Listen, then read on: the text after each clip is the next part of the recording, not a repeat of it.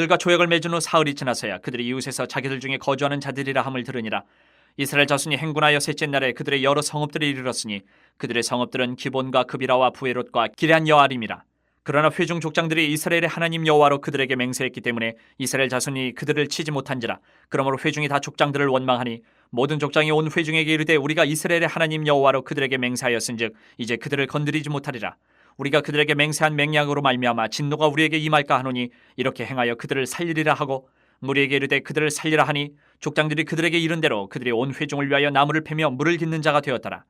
여호수아가 그들을 불러다가 말하여 이르되 너희가 우리 가운데 거주하면서 어찌하여 심히 먼 곳에서 왔다고 하여 우리를 속였느냐. 그러므로 너희가 저주를 받나니 너희가 대를 이어 종이 되어 다 내 하나님의 집을 위하여 나무를 패며 물을 깃는 자가 되리라 하니 그들이 여호수아에게 대답하여 이르되 당신의 하나님 여호와께서 그의 종 모세에게 명령하사 이 땅을 다 당신들에게 주고 이 땅의 모든 주민을 당신들 앞에서 멸하라 하신 것이 당신의 종들에게 분명히 들리므로 당신들로 말미암아 우리의 목숨을 잃을까 심히 두려워하여 이같이 하였나이다. 보소서 이제 우리가 당신의 손에 있으니 당신의 의향이 좋고 옳은 대로 우리에게 행하소서 한지라. 여호수아가 곧 그대로 그들에게 행하여 그들을 이스라엘 자손의 손에서 건져서 죽이지 못하게 하니라. 그날에 여호수아가 그들을 여호와께서 택하신 곳에서 회중을 위하며 여호와의 제단을 위하여 나무를 패며 물을 깃는 자들로 삼았더니 오늘까지 이르니라. 우리가 살아가는 이 세상의 사람들은 자기 이익에 따라서 한 번 말한 것을 번복할 때가 많이 있습니다. 하지만 그리스도인인 우리는 말과 행동에 신중해야 합니다. 그 이유를 오늘 본문에서 우리가 한번 살펴보면서 하나님이 주시는 그 말씀들, 교훈들을 우리가 깨달으면 좋겠습니다. 먼저 16절부터 18절을 보면 이 이스라엘이 경솔히 행동한 결과가 나와 있습니다. 기브온이 먼 곳에서 왔다고 속이면서 화친조약을 맺었는데 그들이 사실은 멀지 않은 그 가나안 땅 이웃에 살고 있는 기브온 사람이라는 것이 이제 밝혀졌어요. 사흘 만에. 만약 이스라엘이 조금만 더 신중하게 알아봤다면 이들의 정체를 알고 속지 않았을 수도 있습니다. 하나님께서 이스라엘 지도자들의 이런 실수를 그냥 선용하셔서 기브온을 용납해 주시기는 하셨지만, 화친조약을 인정해 주시기는 하셨지만, 그렇다고 해서 이스라엘의 이런 경솔한 행동을 합리화할 수는 없습니다. 이스라엘은 가나안 땅을 정복하라 라는 이 하나님의 명령을 이제 지킬 수가 없게 된 거예요. 왜? 다 진멸하고 그 땅을 하나님의 나라, 제사장 나라로 삼아야 되는데 이제 기브온 족속을 진멸할 수가 없게 돼버린 거예요. 조약을 맺어서. 이제 다른 방식으로 이 명령을 수행해야 되는 상황이 된 겁니다. 여러분 똑같습니다. 우리 성도들의 경솔한 말, 행동이 하나님이 준비하신 이 섭리하신 일의 방식을 바꿔놓을 수도 있다는 거예요. 안타깝게. 우리는 이 사실을 기억하면서 우리 말과 행동을 정말 신중하게 삼가면서 행해야 됩니다. 그리고 성도라면 어떤 맹세를 했다면 가볍게 여겨서는 안 됩니다. 오늘 19절부터 21절을 보면 이스라엘 백성들이 이제 사흘 만에 진격을 하다가 이 평화조약을 맺은 기브온 족속이 이웃에 거주한다는 것을 알게 됐습니다. 그런데 이제 모세를 통해서 가나안 족속을 진멸하라는 하나님의 명령을 받았기 때문에 정말 난처해진 겁니다. 이것을 어떻게 해야 되나? 속였으니까 맹세 무시하고 이 기브온 족속도 진멸을 해야 되나? 아니면 이 맹세를 유지를 하면서 지켜야 하나? 이제 참 곤란한 상황이 닥친 겁니다. 어떻게 해야 되나? 선택의 순간에 놓인 겁니다. 여호수아와 족장들은 의논을 합니다. 그리고 최종적으로 이 기브온 주민에게 한 그 화친의 맹세를 지키기로 결정을 하고 백성들에게 선포를 합니다. 이들을 치지 않는다. 기브온의 정체가 속임수로 화친조약을 맺은 이 기브온의 정체가 탄로 났으니까 사실 너 속여서 약속한 거잖아. 파기할 수도 있어요. 인간적으로 보면. 조약을 맹세를 거짓말로 하면 안 되지 하면서 파기하고 그냥 진멸해도 됐을 것 같은데 인간적인 생각으로 보면 무효할 수도 있었을 것 같은데 하나님의 이름으로 맹세한 것을 취소하는 행위는 하나님의 이름을 헛되게 하는 죄가 되기 때문에 불명예가 되기 때문에 그 맹세를 지키기로 합니다. 여러분 그래서 예수님께서는 이 땅에 오셔서도 우리한테 어떤 맹세이든지 안 하는 편이 낫다고 말씀하신 적도 있어요. 왜? 맹세를 했다. 하나님의 이름으로 맹세를 했다. 이거는 정말 가볍게 여길 수 없고 지켜야 됩니다. 신중해야 된다. 그래서 이 맹세 때문에 속임수가 있었음에도 불구하고 이스라엘은 기브온 주민을 칠 수가 없었습니다. 그 대신 이들이 여호수아가 속인 것에 대해서 질책을 하니까 당신이 좋은 대로 우리를 사용해달라. 그래서 여호수아는 조약에 어긋나지 않도록 그들을 이스라엘 백성 가운데 허드렛 일을 하는 종으로 삼아왔습니다. 이렇게까지 조약을 지키려는 모습이 우리 인간적인 요즘의 이런 우리의 시선으로 보면 참 답답하다고. 속임수가 들어갔는데 무효하면 되지.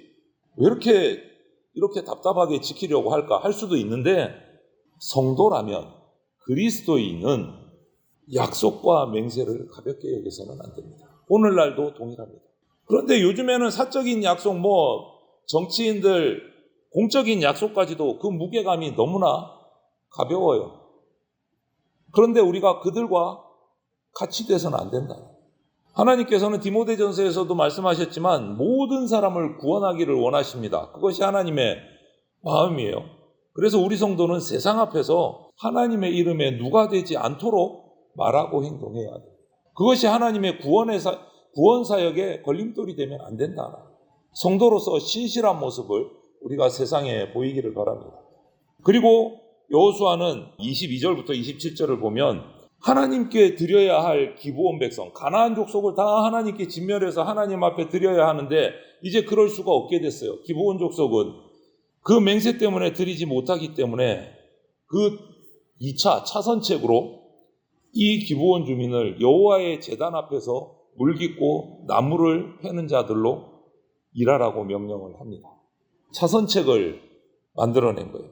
기브온 주민과 함께 이스라엘 족속이 섞여서 살아가면 그 기브온의 가나안 관습의 영향을 받을 수 있기 때문에 여호수아는 기브온 주민을 종으로 삼되 일반 이스라엘 백성들의 집으로 들어가서 종이 되는 것이 아니라 성막과 제단에서 허드렛 일을 하고 준비하는 일을 하는 그러한 하나님을 섬기는 그 일에 이들을 종으로 삼습니다. 이스라엘 백성과의 직접적인 접촉을 최소화시키고, 그리고 하나님의 백성이 되기로 했으니까 하나님의 일을 하도록 만드는, 어떻게 보면 기브온 주민에게는 은혜를 베푼 것이고 이스라엘을 보호하는 그런 지혜를 발휘를 한 거라고 볼 수가 있어요. 맹세를 깨지 않는 선에서 그들이 하나님께 드림바 되도록 이 결정을 한 거예요. 성막에서 허드렛 일을 하는 족속. 결과적으로 기브온 주민은 하나님의 언약 공동체의 일원이 되었습니다. 이처럼 그리스도인은 실수로 하나님의 명령을 지키지 못하게 된 상황에서도 최선의 결정을 내려서 하나님의 영광을 가리지 않도록 해야 됩니다. 저와 여러분들. 하나님의 이름에 누가 되면 안 돼요. 자기 잘못을 정직하게 인정하고 새로운 해결책을 찾아내서 하나님의 이름을, 하나님의 영광을 지킬 수 있도록 그런 지혜를 구해야 돼요. 여러분, 하나님의 구원 계획이 사람의 실수로 변경되지는 않습니다. 하지만 그 방식이 바뀌는 수가 생겨요. 이것은 하나님의 이름에 누가 되는 거예요. 그렇다고 해서 실수한 사람의 책임이 사라지는 것도 아니에요. 진멸의 대상인 가나안 족속 중에 한 족속이었지만 하나님의 오늘 기록이 길게 나오잖아요. 모세의 명령까지 다 알고 있었어요. 기브온 족속은 모세를 통해서 하나님이 가나안 땅을 주신 것, 가나안 족속을 다 진멸하라는 거, 이거 다 알고 있었어요. 대단한 거예요. 그래서 하나님을 두려워하고 하나님 앞에 엎드린 거예요. 이런 기브온 주민을 하나님이 용납을 해 주신 거예요. 그냥 인간적인 꾀로 건짐을 받은 게 아니다라는 거예요.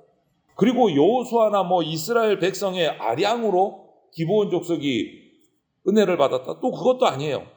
오직 사랑이 크시고 긍휼이 많으신 하나님이 그들을 품어주셨기 때문에, 용납해 주셨기 때문에 그들이 은혜를 받은 거예요. 측량할 수 없는 하나님의 은혜.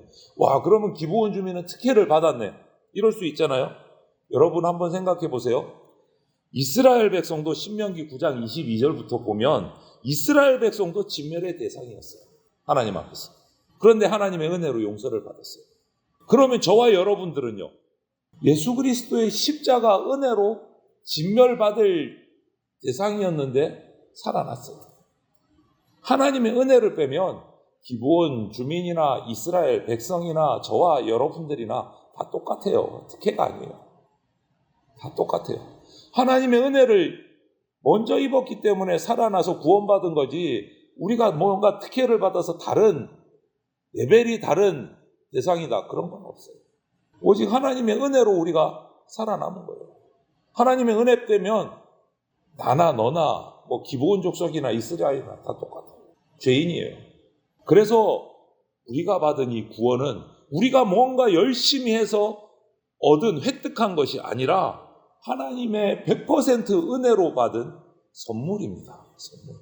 에베소서 2장 8절 9절에 그렇게 고백하고 있습니다. 이것이 하나님 앞에서 특별히 믿지 않는 불신자들을 우리가 대할 때 꼭 기억해야 될 사실이에요. 우리는 변하지 않으시는 영원하신 하나님을 아버지로 섬기는 자들입니다. 그래서 성도, 거룩한 무리예요. 상황과 기분에 따라서 가볍게 말하거나 행동해서는 안 됩니다. 오늘 하루도 우리가 이 말씀을 기억하면서 주님을 닮아서 신실한 믿음을 키워나가는 그러한 성실한, 신실한 성도들이 다 되시기를 주님의 이름으로 축원을 드립니다. 아멘.